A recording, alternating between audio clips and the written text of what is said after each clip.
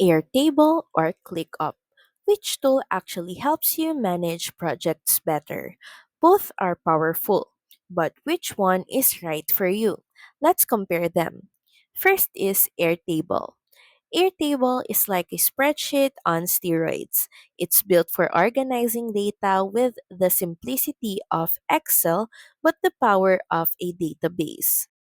ClickUp is a full project management platform, tasks, goals, time tracking, docs, all in one workspace, built to handle complex team workflows.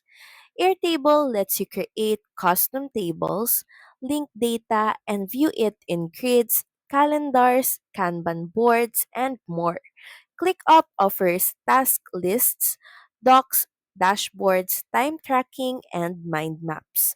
And it's highly customizable for different workflows like Agile or Scrum. For data heavy teams, Airtable is perfect for managing content, inventory, CRM, or editorial calendars. For teams managing projects and deadlines with lots of moving parts, ClickUp provides better task assignments, updates, and team communication. Airtable has a clean, minimal UI that's great for organizing, but it might feel limited for task management.